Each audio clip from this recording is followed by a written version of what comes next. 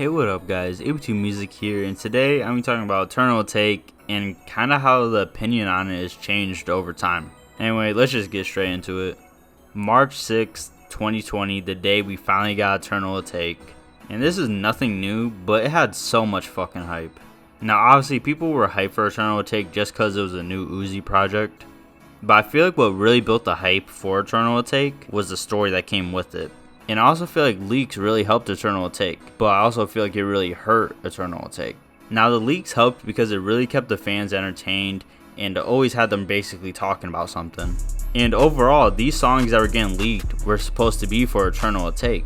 So because of these leaks, a lot of people were really hyped for the album, and they were hoping these leaks were going to be on the album. Basically everyone kind of had their own favorite leak at the time. Not everyone, but you know what I mean by that. Now one song I know was for sure supposed to release, and it's a popular leak, was Mission to the Loop. And it was actually supposed to release in between Love is Rage 2 and Eternal Atake. Now we obviously never got that officially released, which I really wish we did, to be honest. I actually got the information from Bob Lamb's interview with Don Cannon, and really I suggest you check it out if you kind of want to know more about UZi and kind of just a deeper look into the music industry and kind of how Don Cannon works with his other artists.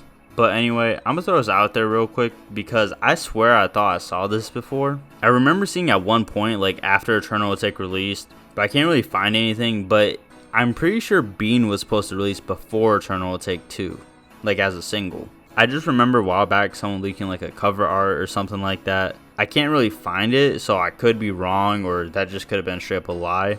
But if any of you guys are aware about that, maybe confirm it, deny it in the comments. But for sure Mission and Loot was supposed to drop. Anyway, these snippets and leaks just really had fans fiending for new UZi music. At the time, anything UZi did was talked about, especially any feature UZi did. People still watch UZi now, obviously, but back then, they weren't really putting out much music, and anytime they did drop, hella fans would just bump that. For example, Shells. There's literally a version of that song where it's just UZi's verse. I think what helped build the hype for Eternal Atake. So the core fans did help bring some hype to Eternal Atake. They had his leaked music that they were bumping, so the music side they were fine.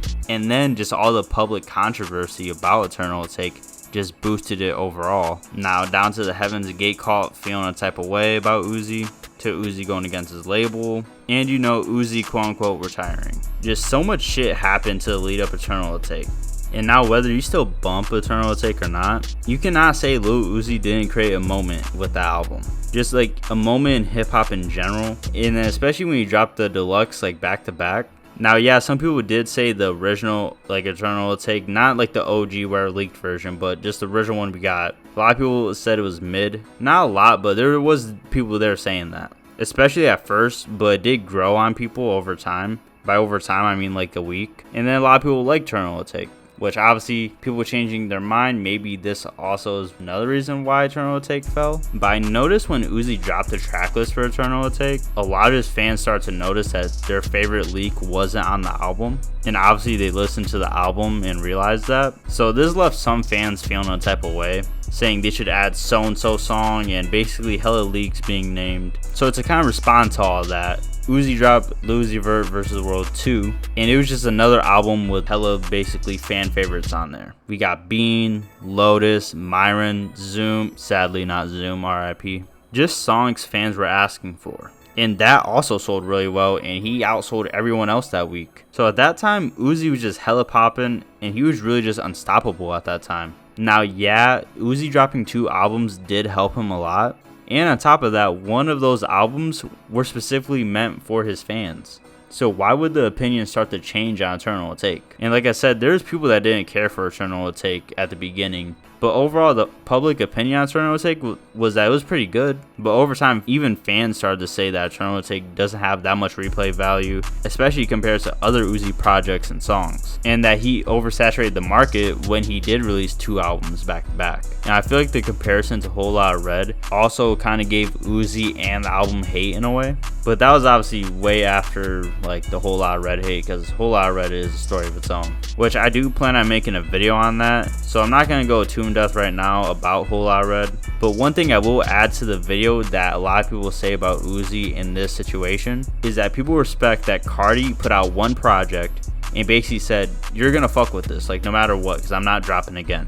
Now there was hella rumors said about a whole lot of Red Deluxe, but we've never gotten one. So now a lot of people think Uzi should have done the same thing and that he should have just stuck to his album, which is a fair point. One thing that did hold Eternal Atake back, I feel like, was that Uzi really couldn't tour because he really dropped that, I think, right before COVID, like right before like the pandemic and all that shit happened, because there was all the hype for the album and Uzi couldn't tour for any of it. And by the time he really could tour, people were kind of already over the album. I'll also say that Uzi's also the reason why the opinions kind of changed on the album. I'll also say that Uzi's also kind of the reason the opinions changed on the album. He said in an interview before that his album wasn't that great.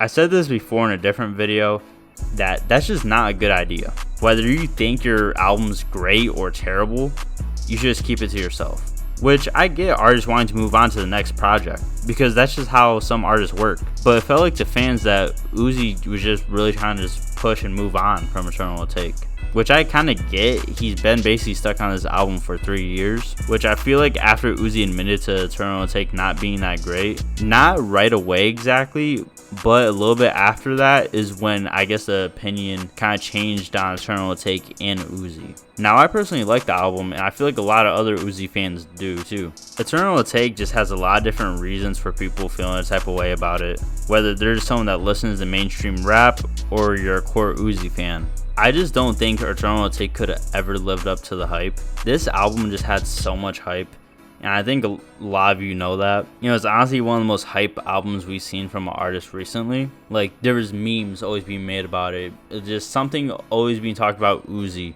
And I remember he became like a troll at one point to like make a quote unquote like Eternal Atake Spotify thing.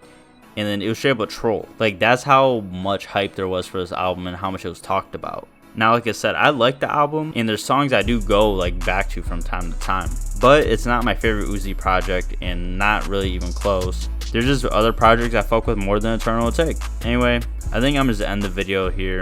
If you guys enjoyed, please leave a like. Let me know what you guys honestly think about Eternal Atake, and let me know if you still fuck with it. Gonna probably drop a video like this on Whole Lotta Red, so I guess be hyped for that. I don't know. Anyway, see you guys in the next video. Peace.